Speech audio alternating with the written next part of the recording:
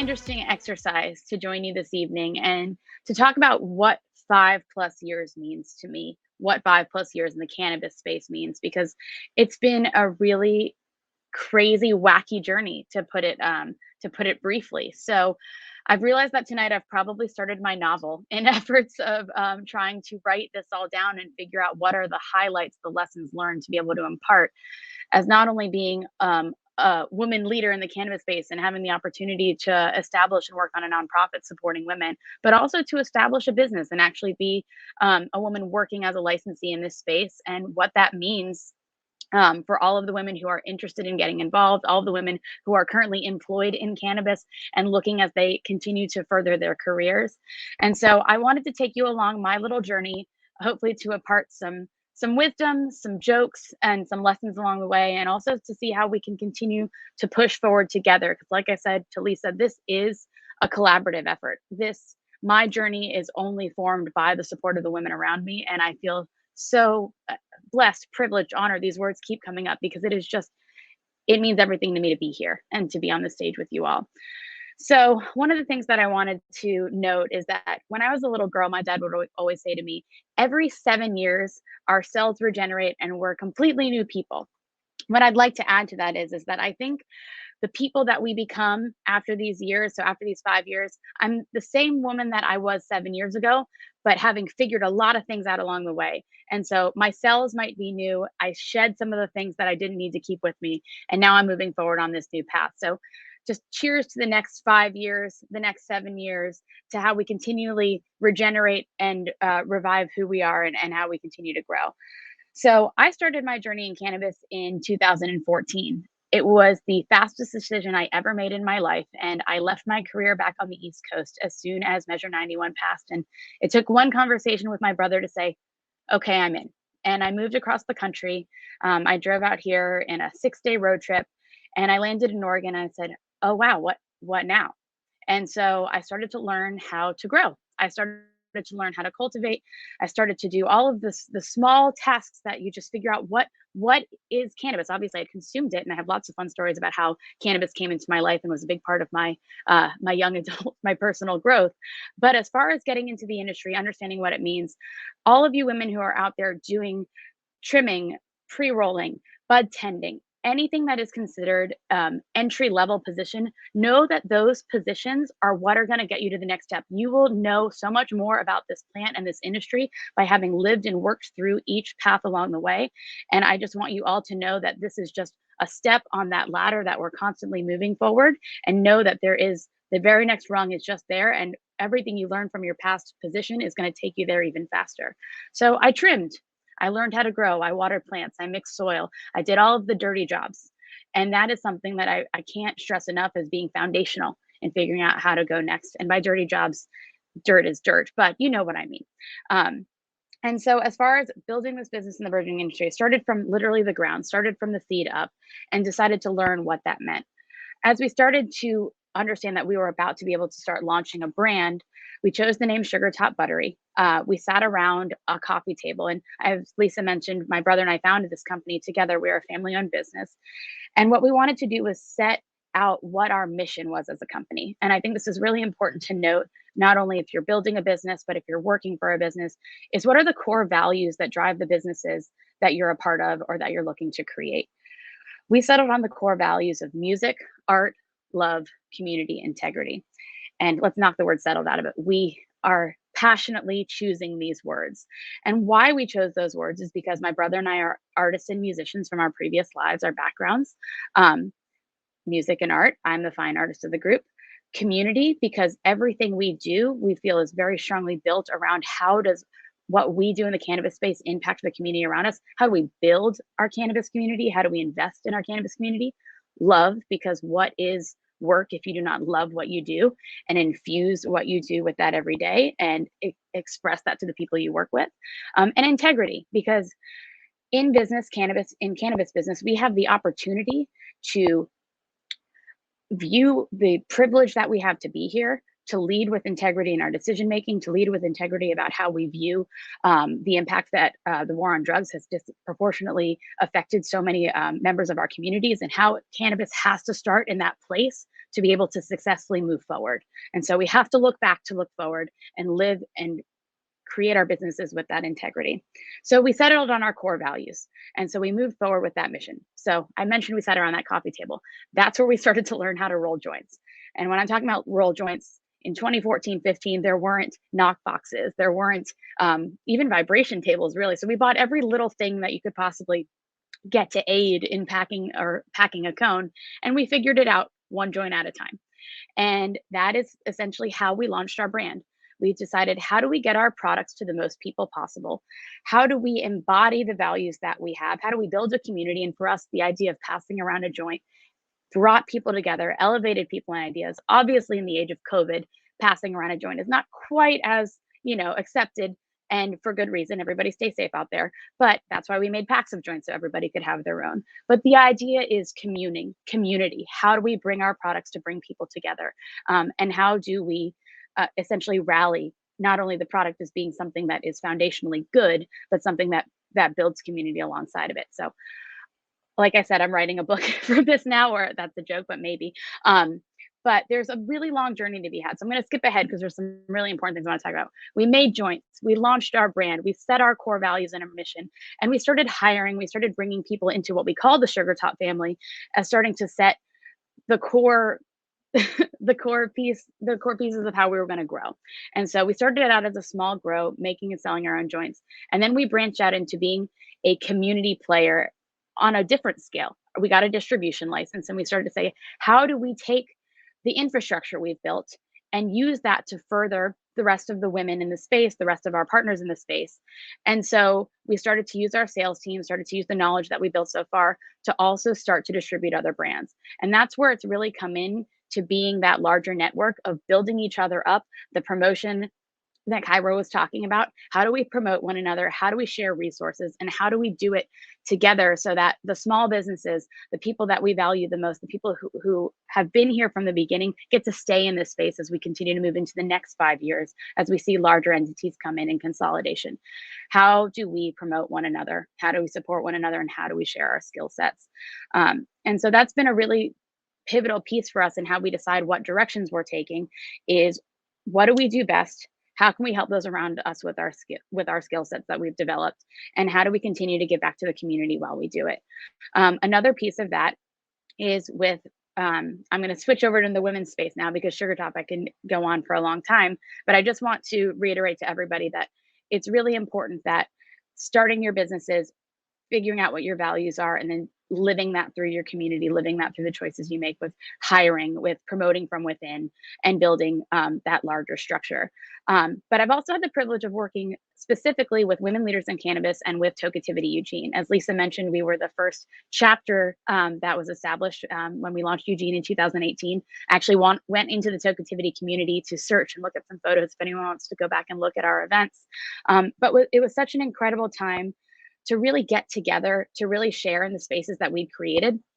And we launched the Hybrid, which is an event space here in Eugene that was really built around that notion. And Tokeativity was the perfect organization to launch there and to really have women come together in person to share in their experiences, to promote their wares, their businesses, their skills, and just have that safe space to connect. And it was such an incredible time in the industry for us to be able to have that. And I know that we'll get back there as soon as we're in a different place with COVID. Another incredible piece of my journey in cannabis was women leaders in cannabis. And I'll have to kind of backtrack to 2015 to 17 to really say how this started. But I had no friends when I moved out here. Like I said, I moved across the country. And the first woman I met in cannabis, I have to give a shout out to Ross Mills of Echo Electuary. I had met her twice. And she said, come to this thing called Women Leaders in Cannabis. And I have to tell you, the imposter syndrome, the turning around, grabbing the door, not going in. I forced myself in that door. I was intimidated the entire time, but I still went in the room.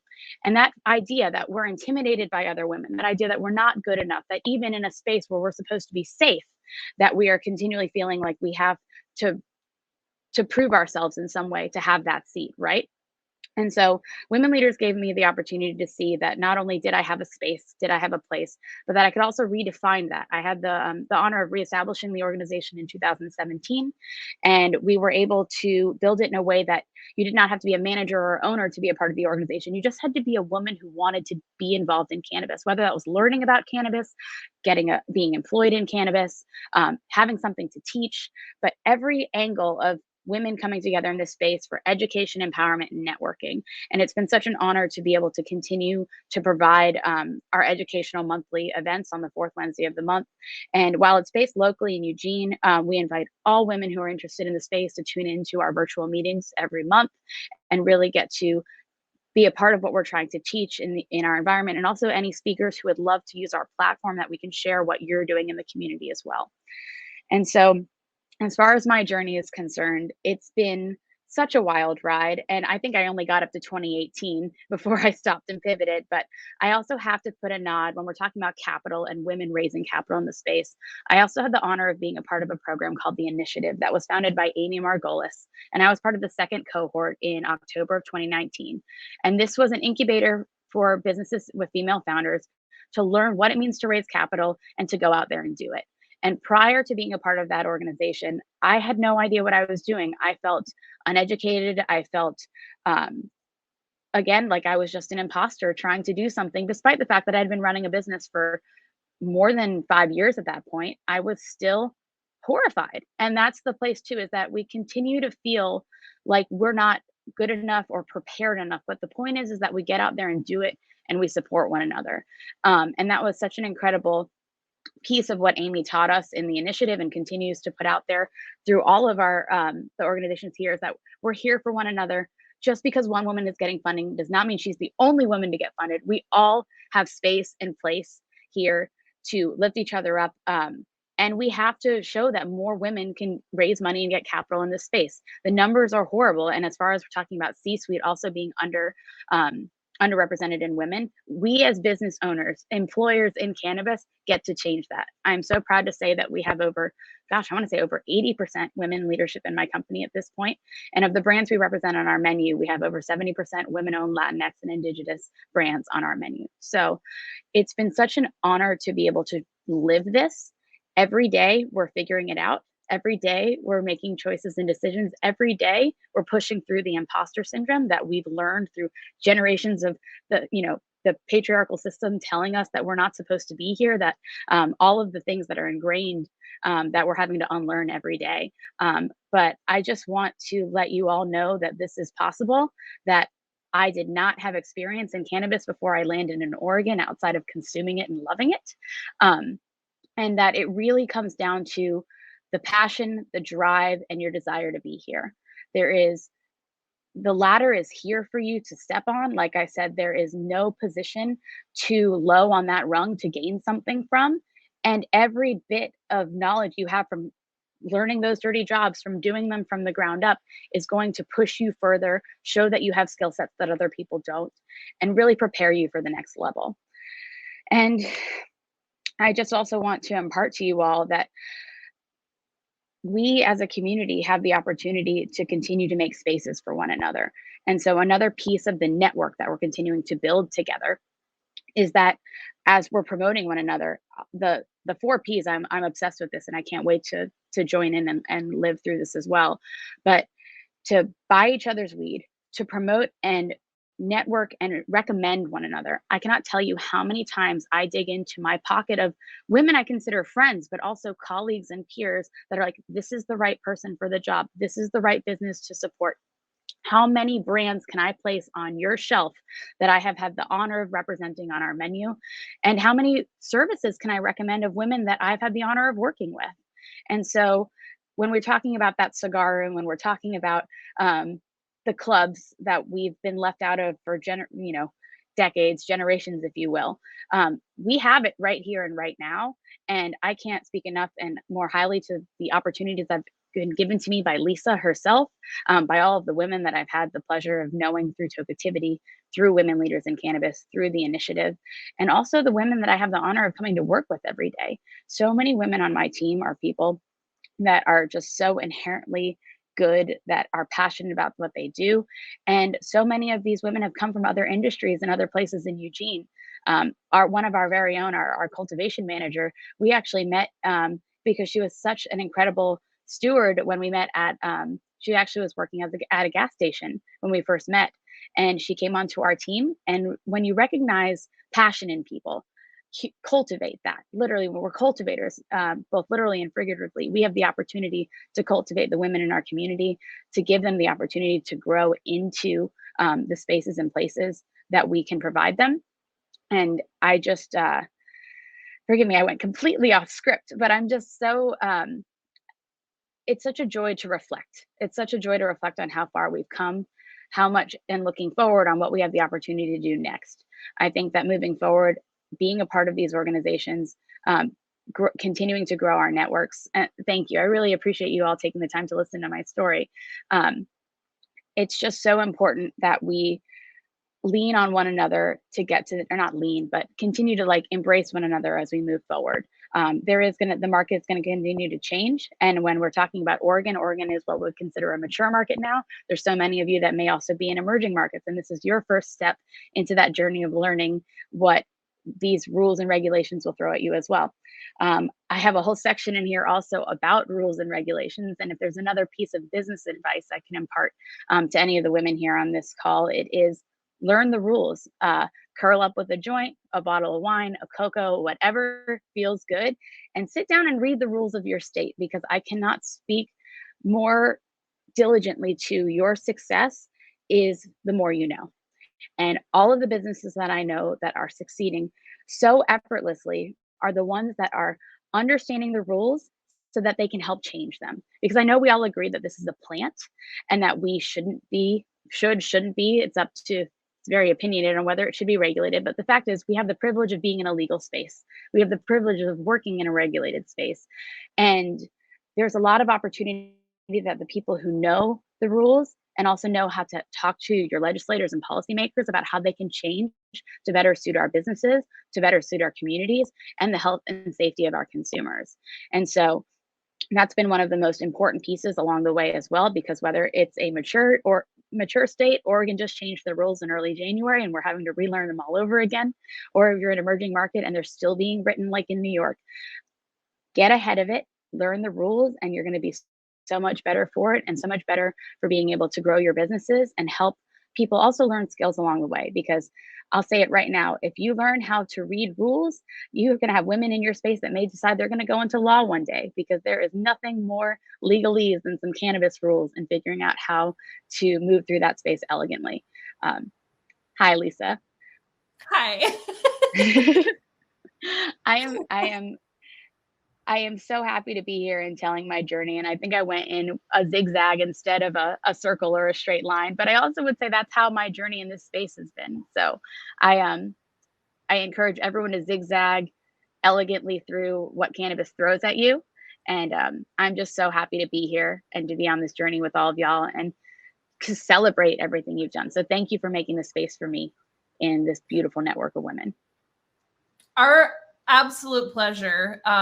Hearing your story and knowing that you came from a background where you weren't in cannabis, you found your way through the journey of the, trimming and then all these other pieces, getting to know the process has actually allowed you to be able to have a distribution company and have a grow and be able to learn along the way, you don't have to necessarily have been, growing with your family or have trimmed anything before today if you want to get involved in the cannabis industry. And so, it is so important that we're supporting one another, we're showing up, and you are somebody that continues to show up again and again and be so inspiring with your work and with Sugar Top and everything that you're doing, and also with women leaders.